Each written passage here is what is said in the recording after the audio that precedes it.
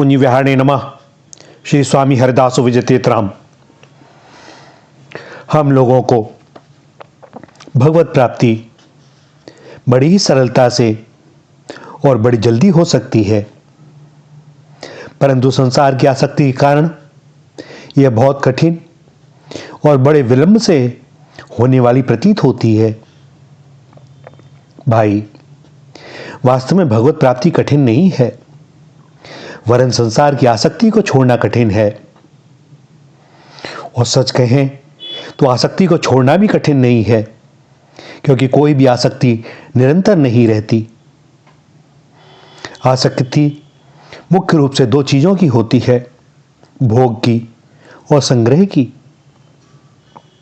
परंतु इनकी आसक्ति एक दिन भी टिकती नहीं, निरंतर बदलती रहती है, क्योंकि उसमें निरंतर रहने की शक्ति ही नहीं। आसक्ति उत्पत्ति विनाश वाली वस्तुओं में होती है, और एक नियम है कि उत्पन्न और नाशवान वस्तुओं से हमारी तृप्ति कभी हो नहीं सकती, क्योंकि नाशवान के द्वारा अविनाशी की तृप्ति कैसे हो सकती है, और नाशवान की आसक्ति अविनाशी को कैसे हो सकती है? हो ही नहीं सकती। ये जो आसक्ति है, यह एक हमारे अंदर आया हुआ दोष है, और इसको मिटाने का एक उपाय है कि हमारा भगवान में प्रेम हो जाए। हम अपनी शिक्षा को बढ़ाते रहें, रात दिन एक लगन लग जाए कि हमारा प्रभु में प्रेम कैसे हो, और एक भगवत प्रेम के सिवाय कोई इच्छा न रहे, यहां तक कि भगवान के दर्शन की भी इच्छा न रहे। भैया, इस भगवत प्रेम की इच्छा में बड़ी विलक्षण शक्ति है। यह लालसा बढ़ती रहे तो बहुत जल्दी सिद्धि हो जाएगी। हम अपनी इस लालसा को, इस इच्छा को इतना बढ़ावें कि अन्य सब इच्छाएं समाप्त हो जाएं, केवल एक ही इच्छा रह जाए कि मेरा भगवान में प्रेम हो जाए। और जब एक ही इच्छा रह जाएगी तो सच मानना, फिर एक दिन का भी विलंब हो नहीं सकता। हमें भगवान प्यारे लगे, हमारा उनके श्री चरणों में प्रेम हो जाए, यह वास्तव में हमारी आवश्यकता है। एक होती आवश्यकता और एक होती इच्छा, अर्थात कामना।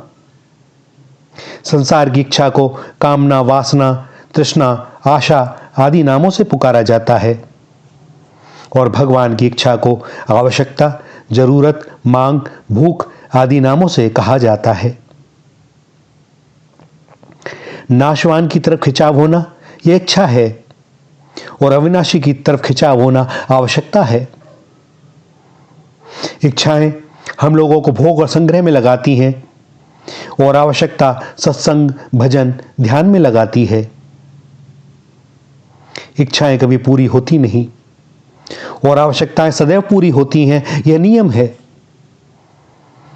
हमने नाशवान के साथ जितना संबंध मान रखा है, बस उतना ही अवरोध है, और इस अवरोध को दूर करने के लिए ही आवश्यकता है। नाशवान का संबंध छूटा नहीं कि सारी इच्छाएं छूट जाएंगी और आवश्यकता पूरी हो जाएगी। भाई, संपूर्ण इच्छाएं आज तक किसी की भी पूरी नहीं हुई। कितना ही धन मिल जाए, कितनी संपत्ति मिल जाए, वैभव मिल जाए, भोग मिल जाए, यहां तक कि अनंत अनंत ब्रह्मांड मिल जाए, तो भी कभी इच्छा पूरी नहीं होगी। वह बदलती रहेगी, कुछ और यह बना ही रहेगा। परंतु आवश्यकताएं सदैव पूरी होती हैं, कभी मिटती नहीं। किसी भी वस्तु की कोई इच्छा या आसक्ति ना रहे तो आवश्यकता पूरी हो जाएगी, क्योंकि हमारी आवश्यकता भगवत तत्व की है। हम अपनी इस प्राथमिक आवश्यकता को कभी भूलें नहीं, हरदम स्मरण रखें। नींद आए तो आ जाए, किंतु भगवत प्राप्ति की हमारी लालसा है, हम इसे नींद में भी न भूलें। भगवान की प्राप्ति हो जाए, उनमें प्रेम हो जाए, यह चिंतन सब समय बना रहे, तो भैया बस काम पूरा। इसके बीच में यदि दूसरी इच्छाएं आती रहेंगी और हम उस पर ध्यान देते रहेंगे तो विलंब हो जाएगा। हृदय में दूसरी इच्छा पैदा हो तो बस स्वयं ही अपना सर हिला दें कि नहीं, मेरी कोई इच्छा नहीं है। और दूसरी कोई इच्छा न रही, तो फिर तो वे तो सामने है ही। भगवान की प्राप्ति कठिन नहीं है, क्योंकि भगवान कहाँ नहीं है, कब नहीं है, किस में नहीं है। कोई ऐसी वस्तु पदार्थ बता सकते हैं, कोई ऐसा समय काल बता सकते हैं, कोई ऐसा देश बता सकते हैं, स्थान बता सकते हैं, या किसी व्यक्ति को बता सकते हैं, किसी अवस्था को बता सकते हैं, किसी परिस्थिति को बता सकते हैं जिसमें भगवान ना हो। केवल उनको प्राप्त करने की हमारी इच्छा की अनन्यता की कमी है, और कोई कमी है नहीं। हृदय में केवल एक इच्छा हो, ये भगवान कैसे मिले, भगवान दिखते कैसे हैं, किसको मिले हैं, यह सब चिंतन करने की आवश्यकता नहीं। आवश्यकता यह है कि कभी उनकी विस्मृति ना हो, और ऐसा होगा तो भगवान की प्राप्ति में कोई समय नहीं लगेगा। यह संसार तुम्हें पागल कहे, बाबरा कहे, कुछ भी कहे, कोई परवाह नहीं, बस भगवत प्रेम की इच्छा रहे। और जब यह रहेगी तो किसी अन्य इच्छा को भीतर प्रवेश नहीं करने देगी, और अन्य इच्छाएं मिटते ही वह लालसा पूरी हो जाएगी। गीता में भगवान कहते हैं, हे प्रथानंदन, अनन्य चित्त वाला जो मनुष्य मेरा नित्य निरंतर स्मरण करता है, उस नित्य निरंतर मुझ में लगे हुए योगी के लिए मैं सुलभ हूं। अनन्य चेता सततम यो माम स्मृति नित्यशः तस्याहम सुलभ पार्थ नित्य युक्तस्य योगिनः। अनन्य चेता का अर्थ है कि एक भगवान के सिवाय कोई इच्छा ना हो, न जीने की इच्छा हो, न मरने की इच्छा हो, न कोई सुख की इच्छा हो, न दुख की इच्छा हो। सततम का अर्थ है कि प्रातः निद्रा खुलने से लेकर रात्रि निद्रा आने तक स्मरण करे, और नित्यशः का अर्थ है कि आज से लेकर जब तक मृत्यु नहीं होती तब तक केवल भगवत स्मरण करे। इस प्रकार अनन्य चेता, सततम तथा नित्यशः, यह तीन बातें हमारे जीवन में घटने से भगवान सुलभ हो जाते हैं। केवल एक ही भूख, एक ही जागृति कि भगवान कैसे मिले। और जब एक केवल एक इच्छा रह गई, तो क्योंकि भगवान के सिवाय दूसरी कोई वस्तु टिकने वाली है नहीं, तो फिर आसक्ति कैसे टिक सकती है। किसी भी वस्तु में वह क्षमता नहीं कि हर जगह रहे, हर समय रहे, हर वस्तु में रहे, हर व्यक्ति में रहे, हर अवस्था में रहे, हर परिस्थिति में रहे। परंतु भगवान का किसी भी देश, काल, वस्तु, व्यक्ति, अवस्था और परिस्थिति में कभी अभाव है नहीं,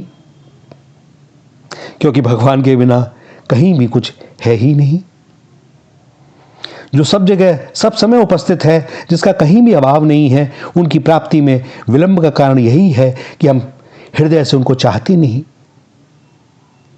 उनकी प्राप्ति ना होने में हमारे पाप कारण नहीं है, क्योंकि यदि अगर हमारे पाप कारण बन जाएं तो इसका अर्थ यह हुआ कि हमारे पाप प्रबल हो गए, भगवान कमजोर हो गए।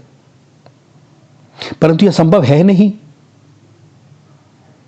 हमारी जो नीच वृत्ति या कृत्य है उसका नाम पाप है, और पाप टिकने वाला है नहीं। सत्संग से, नाम जप से, गंगा स्नान से पाप टिकते नहीं। बड़े से बड़ा पाप क्यों ना हो, उसमें टिकने की क्षमता नहीं है, क्योंकि पाप की सत्ता है ही नहीं। सत्ता सब समय सर्वदा एक भगवान की ही है। भगवान पाप में भी हैं, पुण्य में भी हैं, अच्छे में भी हैं, बुरे में भी हैं, शुद्धि में भी हैं, अशुद्धि में भी हैं। भगवान से खाली जगह कोई है नहीं, वे सब जगह परिपूर्ण हैं। केवल उनकी प्राप्ति की इच्छा हो, दूसरी कोई इच्छा ना हो, तो भैया उनकी प्राप्ति में विलंब कहाँ। भगवान के सिवाय हमारे को न धन चाहिए, न संपत्ति ना चाहिए, न कीर्ति चाहिए, न आदर चाहिए, न मान चाहिए, न सत्कार चाहिए, न महिमा चाहिए। और जब कुछ ना चाहिए तो भगवान तो मिल ही जाएंगे, इसमें कोई संदेह नहीं। जो सब समय परमात्मा को खोजेगा तो भगवान उससे छिपेंगे कैसे। भूख लगे तो खा लें, प्यास लगे तो जल ले लें, नींद आवे तो सो जाएं, कोई किसी बात में हट ना करें। किंतु भोजन में स्वाद सुख नहीं लेना, जल पीने में सुख नहीं लेना, सोने में सुख नहीं लेना। जैसे रोगी के रोग होने पर वह दवा लेता है, ऐसे ही भूख लगने पर रोटी खा लें। कभी किसी रोगी से पूछें कि दवा लेने में तुम्हें सुख मिलता है क्या? नहीं भैया, दवा में कोई उसकी रुचि थोड़ी ही होती है, वह तो लेनी है क्योंकि रोग मुक्ति करनी है। इसी प्रकार एक इच्छा परमात्मा की। हमारे साथ और सारी इच्छाएं भी रहती हैं और परमात्मा की इच्छा सबसे हल्की, तो मिलें कैसे? हम कैसे भी हों, पापी हों, मूर्ख हों, हैं उन्हीं के। भगवत प्राप्ति के लिए कोई भी कुपात्र नहीं है, केवल एक उनकी लालसा होनी चाहिए।